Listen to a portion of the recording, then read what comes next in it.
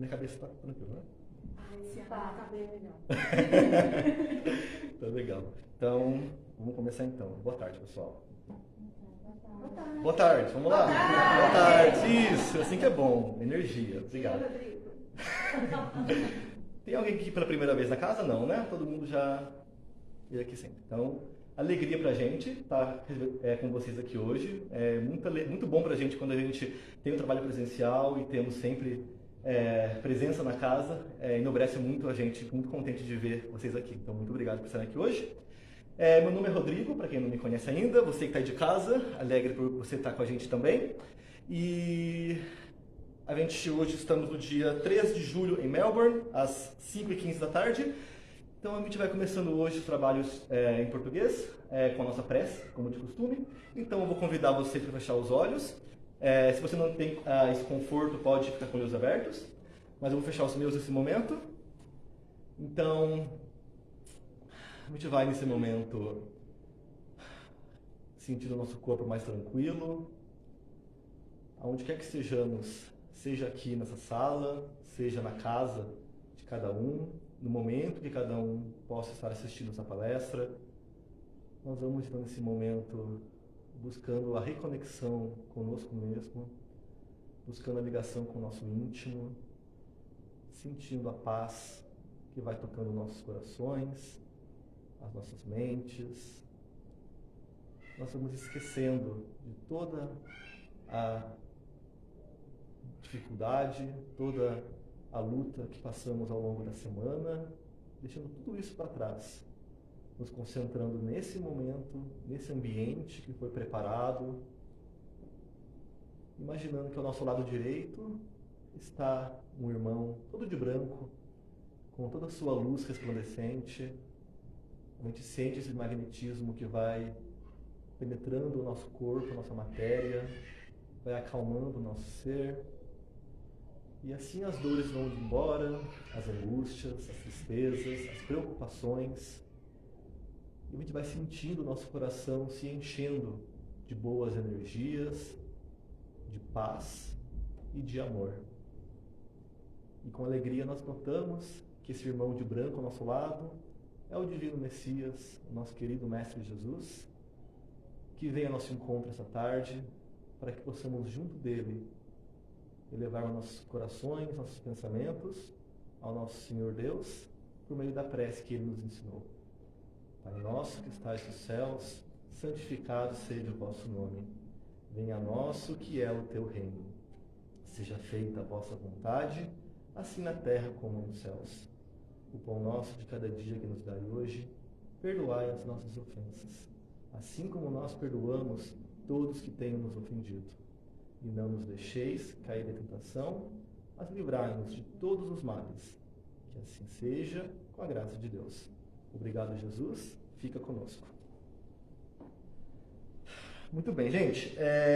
Então hoje a gente vai conversar sobre um tema muito interessante, como todos são, na minha opinião.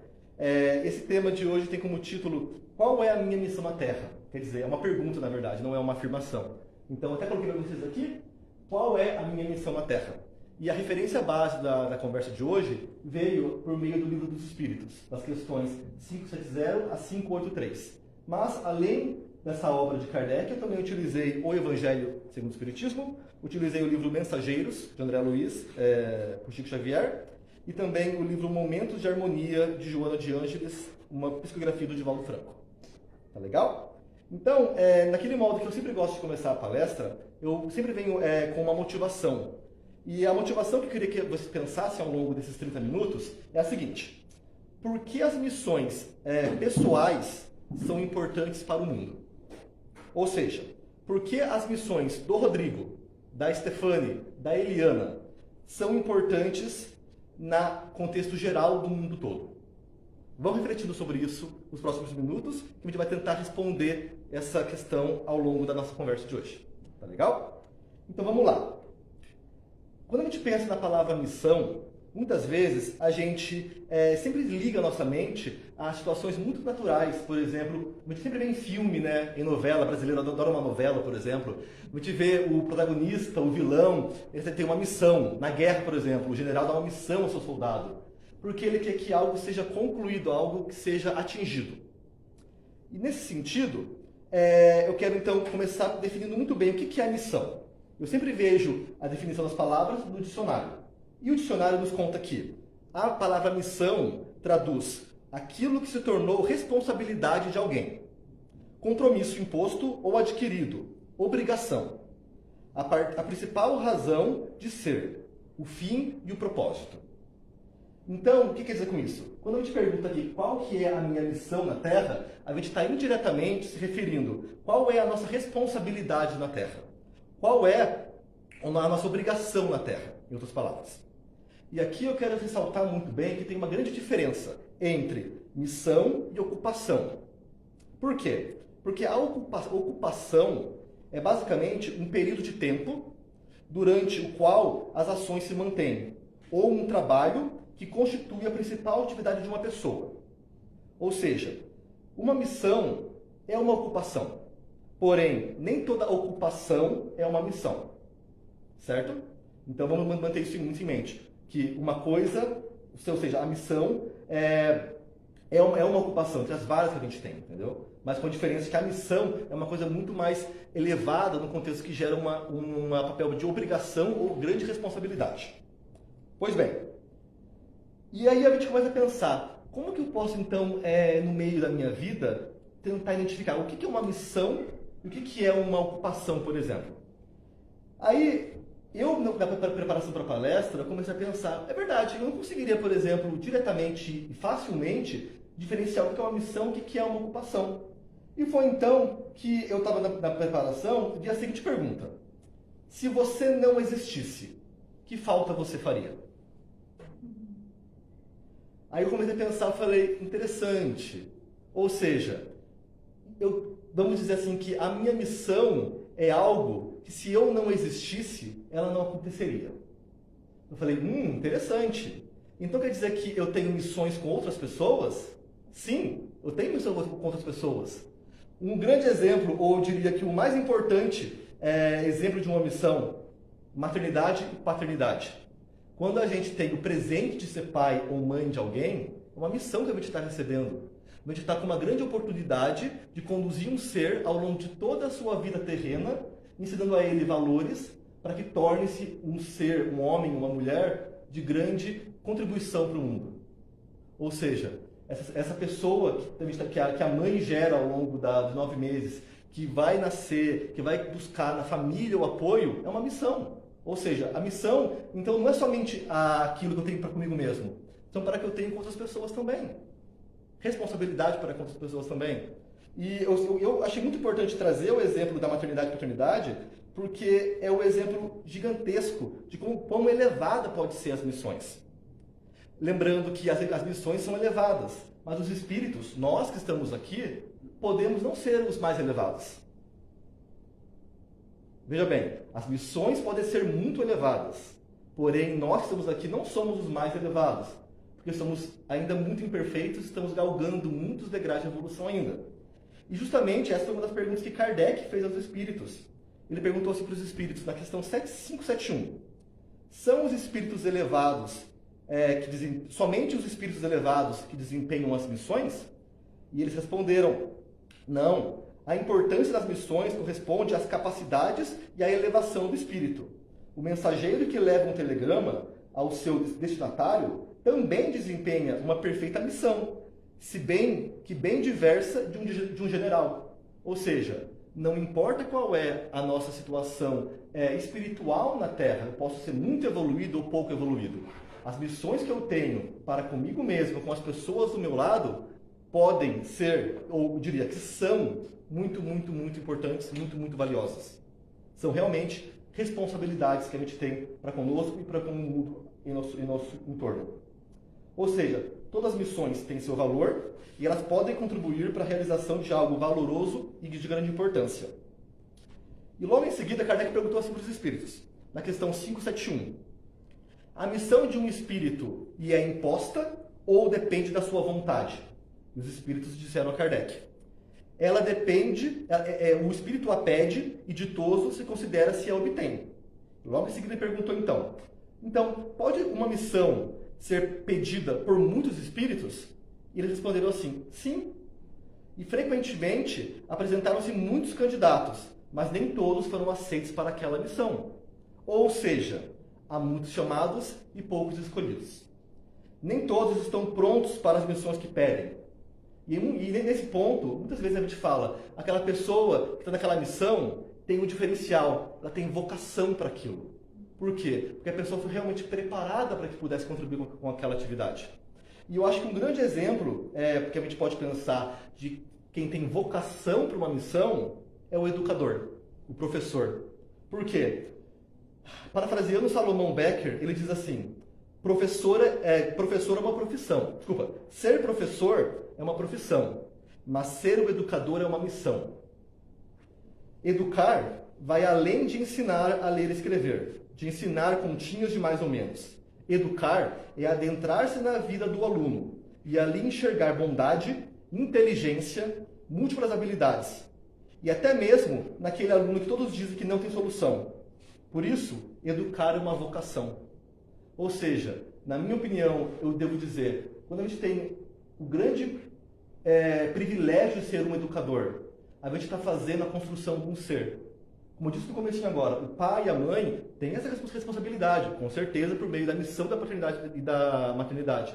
Porém, o professor, o educador, é aquele que vai agregar e fazer toda a diferença. Cada um que está aqui nessa sala agora, com certeza, pode fechar os olhos e pensar, nossa, aquela professora foi essencial para a minha formação. Aquele professor foi essencial para a minha formação. Ou talvez você continue agora. A gente está, no meu caso, 30 anos já. E eu penso, nossa, eu continuo tendo professores que fazem toda a diferença na minha vida. Porque é uma missão que eles estão desempenhando. E quando eles fazem isso bem, de verdade, sabem educar a gente, é uma grande vocação que eles estão trazendo para a nossa vida. Então, continuando nesse raciocínio, logo em seguida, Kardec continuou entrevistando os espíritos para tentar tirar mais informação deles, que Kardec era o educador. E ele perguntou assim, em que consiste, então, a missão dos espíritos encarnados? E aí, os espíritos disseram para ele assim, a missão dos desencarnados é em instruir os homens, em lhes auxiliar o progresso e em lhes melhorar as instituições, por meio de direitos e materiais. Então, isso reforça a importância do educador, do professor. É no contexto da formação do ser, da construção do espírito da encarnação. E Joana de Ângeles traz uma frase que é muito interessante, que casa muito bem nesse momento, que fala assim, as sombras densas que parecem teimar em predomínio da consciência cultural da Terra, lentamente cedem lugar às claridades novas, que ensejam a compreensão profunda do homem na sua realidade intrínseca e gloriosa, ao passo da sua destinação triunfal. Ou seja, as missões que a gente recebe aqui na Terra, a missão do professor, do educador, ou as diferentes outras missões, estão aqui trazendo o progresso à raça humana, aos espíritos que estão encarnados aqui. Então, o professor foi o exemplo que eu peguei aqui. Agora vamos pegar outro? Bombeiro. Imagina só, o bombeiro que está lá, se coloca como a sua profissão, entra em casas pegando fogo, coloca a sua vida em risco para salvar outro. Olha a missão grandiosa que ele tem, sacrificar muitas vezes a vida dele para que a gente continue com a nossa vida aqui na Terra. Então temos uma infinidade de missões muito valiosas na Terra, que impactam não só na nossa própria vida, mas como na do outro também. Beleza. Então, pois bem, agora a gente vai saber o que é missão. Temos essa definição, já tivemos essa introdução e pensamos no que é a missão. Vamos então relembrar agora a nossa motivação do dia. A pergunta foi, por que as missões pessoais são importantes para o mundo? Legal? Continuando então. Vamos então agora transportar isso para pertinho da gente. Em janeiro desse ano, no dia 23/1, tivemos um bate-papo, que quem não viu ainda, que está em casa agora vendo, busca aí na listinha de vídeos, está lá. Teve uma palestra no dia 23/1 chamada Por que eu estou aqui? Se você não viu, veja. Quem não viu aqui ainda, busca lá, que foi uma palestra que a gente começou a discutir temas que casam muito bem com agora. E só para a gente recapitular o finzinho daquela palestra, foi dito assim, a causa base da minha e da sua presença neste mundo é evoluir. E nessa perspectiva, nós somos colocados em situações e contextos que nos instigam, nos estimulam a experimentar na carne o aprendizado. Foi assim que a palestra acabou no dia 23/1. Pois bem, isso quer dizer o quê?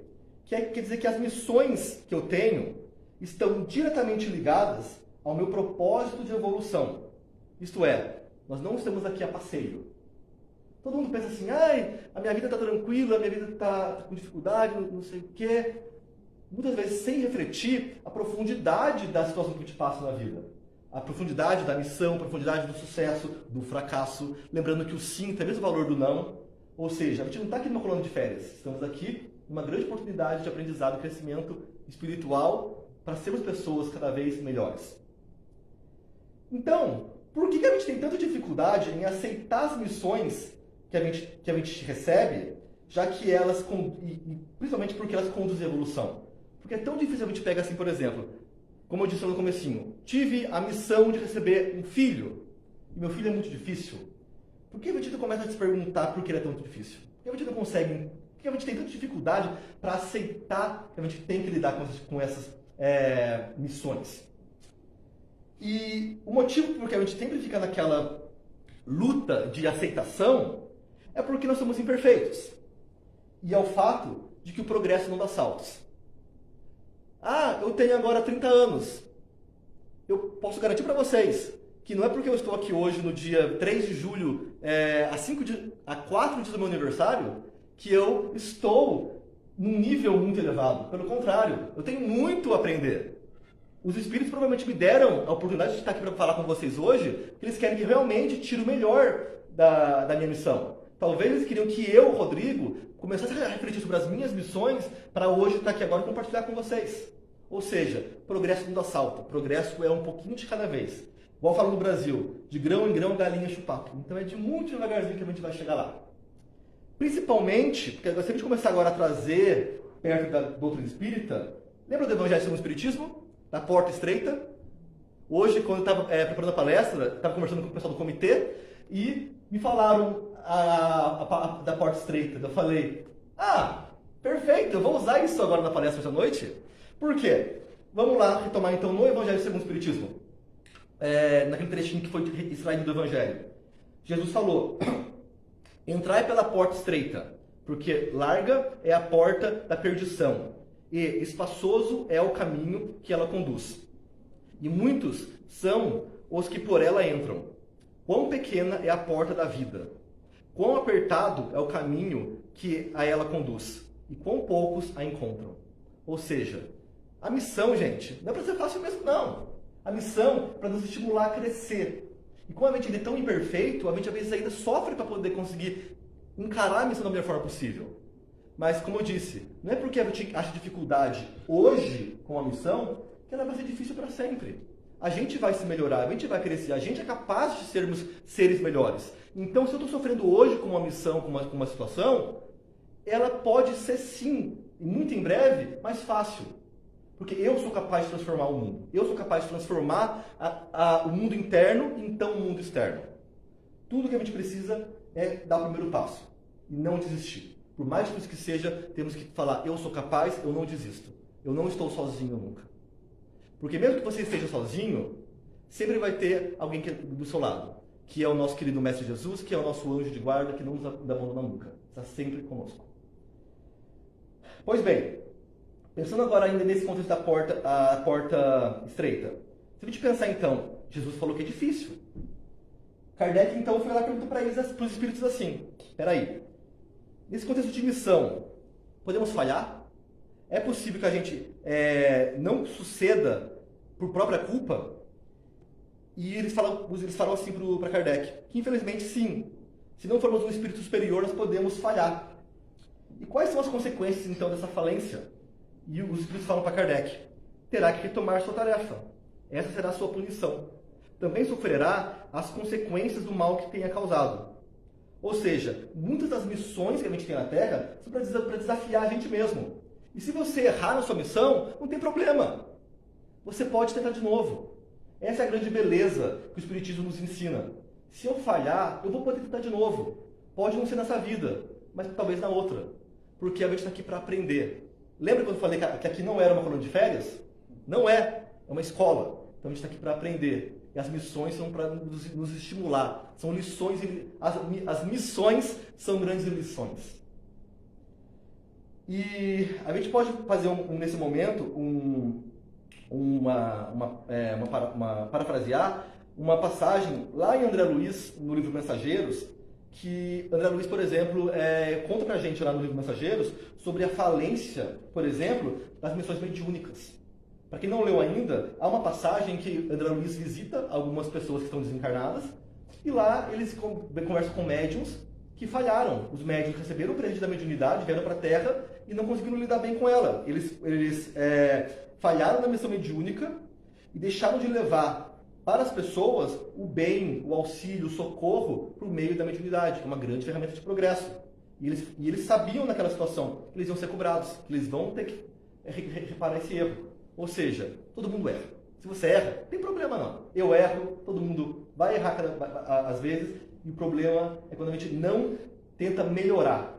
Pelo contrário, a gente tem que sempre buscar melhora, buscar o esforço para que a gente erre menos cada vez mais. Então, retomando a questão lá do comecinho. Por que as missões pessoais são importantes para o mundo? Resposta. Porque nenhuma missão é isolada. Todas se conectam. Somos membros de uma gigantesca família espiritual. E as missões que eu sucedo ou falho no campo íntimo impactam na vida de quem está do meu lado. E, novamente, nesse caso, a gente traz o conceito da família.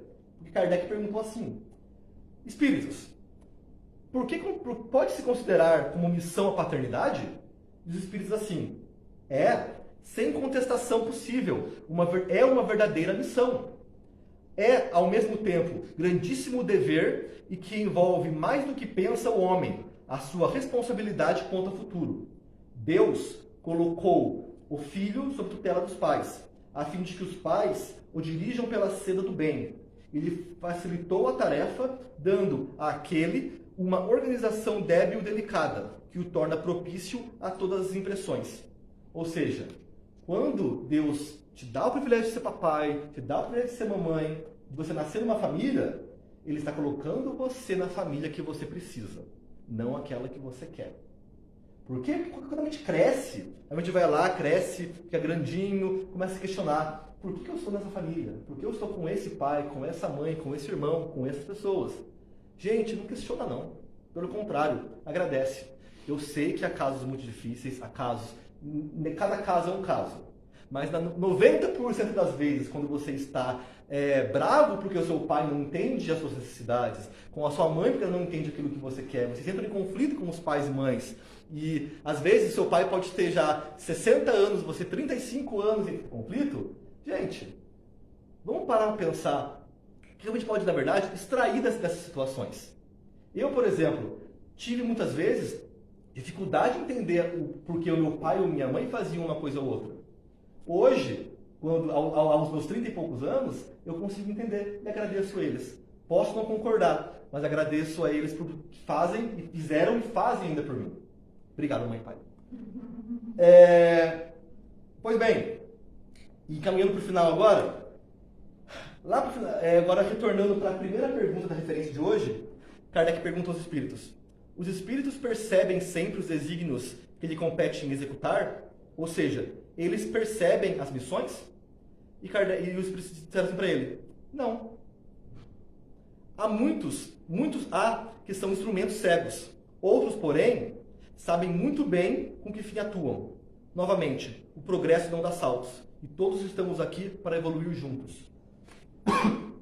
Talvez o seu pai, a sua mãe, ou aquele membro da família que você tem dificuldade, não tenha ainda a percepção do grande papel que ele tem na sua vida. Então tudo bem. Tente respeitar e compreender. Como eu disse, há limites. Se você for na palestra do dia 23/1, você vai ver quais limites são esses. Então, volte lá. Porém, na grande parte, lembre daquilo que Jesus nos ensinou. Devemos amar o próximo como a nós mesmos. E compreender a limitação da pessoa que está ao nosso lado, compreender a limitação de um pai, de uma mãe, de um irmão, é um grande ato de amor. Que eles podem não ser as pessoas que a gente quer, mas são as pessoas que a gente precisa. Então, encaminhando agora para o fim de verdade, que eu estou quase em cima da hora. Qual é a minha missão na Terra? Bom, essa resposta é individual, que se desenvolve ao longo da encarnação. Porém, independente de qual seja a missão de cada um, é contribuir para a construção de espíritos de maior elevação, de um mundo mais elevado, aonde todos importam. E talvez a melhor pergunta não seja qual é a minha missão na Terra, mas como as minhas missões mudarão a Terra. Continue pensando nisso. E para acabar, de verdade, quando eu preparava a palestra, tem um textinho, eu sempre gosto de deixar vocês no finalzinho com um textinho, porque eu acho que o texto condensa todo o raciocínio de hoje. E o texto é do Momento Espírita, chamado A Missão de Cada Um. Invadiu-me certa vez uma inexorável perplexidade acerca do sentido da vida. Decidi então peregrinar por este mundo para decifrar tão profundo enigma. A todos os seres que eu encontrava, propunha a questão. A frondosa árvore, enraizada no centro da grande praça, supliquei que me revelasse a sua verdadeira missão. E a árvore me explicou. A mim cabe proteger os peregrinos que por aqui passam, nos tórridos dias de verão, oferecendo uma grande sombra. Segui adiante, deparei-me então com um belo gato siamês. Ele segredou-me que a sua missão consistia em fazer companhia a uma velha senhora, ofertando a ela todo o seu encanto e ternura. Por muitos dias, por escabrosas veredas, feri meus pés à procura de mais respostas à minha pungente dúvida. O esforço foi sobejamente recompensado, mas eu sentia que era preciso ainda ouvir mais explicações, de uma sábia opinião de um representante do gênero humano. Finalmente, muito fadigado, no alto de um outeiro encontrei um sábio, de loucas barbas brancas, de olhar perdido no horizonte, que meditava. Ele acolheu-me amavelmente. Após ouvir a minha pergunta com toda a paciência e atenção, ele sentenciou brevemente. Meu prezado buscador, os sábios seres da natureza propiciaram a ti as respostas que busca. Já és possuidor de inefável segredo. Não obstante, mas posso aduzir. Caso descobrires que és uma árvore, sejas uma árvore. Se fores um gatinho, não te constranjas em ofertar a sua meiguice. Se for um leão, coloque toda a sua energia em tudo que fizeres. Enfim, é preciso descobrir os seus talentos, aprimorá-los, produzir os melhores frutos. Então, ofertar esses frutos generosamente. Que habilidade temos? Quais são os talentos? O que eu posso fazer para a comunidade ao meu redor? É tempo de descoberta e de ação. Descubra. E assim, a gente encerra com a seguinte frase. Quando não podemos mudar Quando não podemos mudar uma situação, somos então desafiados a mudar a nós mesmos. Tá legal? É isso para hoje. Ops. Vamos então encerrar para hoje? Vamos lá, voltar para a nossa prece. Vamos então fechar os nossos olhos. A gente vai nesse momento então voltando para aquela imagem que nós estávamos com o Senhor Jesus ao nosso lado. Voltamos então para aquele ambiente que estava preparado. A gente vai então virando para o lado direito. A gente olha o Senhor Jesus com seu sorriso, com o seu olhar penetrante, magnetizador. E a gente agradece ao Divino Mestre por essa oportunidade de refletirmos sobre temas, sobre questões tão importantes para a nossa evolução moral, espiritual. E pedimos ao Divino Mestre Jesus que, por favor, Jesus, fique sempre conosco ao longo dessa semana, ao longo dos desafios. Guie o nosso caminho, nosso pensamento, nossa palavra, a nossa atitude, para que possamos sempre, meu Deus, tirarmos o melhor das experiências, das situações, tendo muito amor com o nosso próximo, respeitando o nosso próximo e assim também respeitando a nós mesmos e amando a nós mesmos. Obrigado, Jesus, pelo esse presente, por essa grande oportunidade. Que o Senhor continue conosco. Que assim seja, graças a Deus. E agora, gente, um minutinho para acabar. Avisos. Primeiramente, como a gente compartilhou com vocês semana passada, muito alegres estamos porque estamos abrindo uma nova escola do Evangelho. Para quem não conhece a Escola do Evangelho, é uma grande jornada de autoconhecimento, de reforma íntima, no qual a gente conhece mais sobre nós mesmos e sobre o Espiritismo. O curso começa com um livro que se chama Curso Introdutório ao Espiritismo. Essa sessão é aberta ao público, é um momento que você pode conhecer mais da doutrina espírita e também começar a conhecer mais sobre a Escola do Evangelho. Então fica aqui o convite da casa. Se você tem interesse em participar da escola, ou mesmo você não sabe ainda, está em dúvida se você quer mesmo ou não, participe com a gente do curso do introdutório. Vai começar em agosto, está lá fora o papel, o panfleto. No site nosso, no Facebook, já tem o link para inscrição. Você pode se registrar já. Os encontros serão às terças-feiras à noite, das 8 às 9h30. É uma grande oportunidade e, de novo, não tem compromisso. Pode ser que ao fim do processo, lá em dezembro, você fala, eu não quero continuar, ou então, como eu antes, não quero continuar. Não tem problema, gente. Ou você fala assim, nossa, gostei muito. Você vai lá, cutuca seu amigo do lado e fala, olha, vamos fazer também, você traz mais gente, entendeu? Então, aproveite, que vai ser muito legal. Todo mundo aqui da casa já fez a escola e é transformador. A palavra é essa, transformador. Vão atrás. A segunda coisa a gente teve que suspender temporariamente os trabalhos com as crianças, mas semana que vem elas estão de volta. Você, papai e mamãe, que hoje infelizmente não pôde ter as crianças na salinha, semana que vem vai estar de volta, no horário normal das 5h15, 5h45, tá bom? Pedimos desculpa, não foi a nossa escolha, foi uma imposição pela limitação de espaço, mas a gente já conseguiu controlar o espaço, as crianças estão de volta semana que vem. Então, podem trazer elas. E a última coisa que eu ia dizer é que as doações são sempre bem-vindas. Semana passada, domingo passado, tivemos mais uma entrega de kits dos homeless e é muito, muito gratificante podermos ajudar as pessoas com o básico. Roupa de frio, alimentação ou mesmo kits de higiene. Muito, muito obrigado a todos vocês. A gente continua recebendo auxílio de vocês, tanto para esses trabalhos como para os trabalhos no Brasil, nas instituições do Brasil que a gente auxilia. Muito obrigado e vejo vocês semana que vem. Tchau, tchau. Obrigada.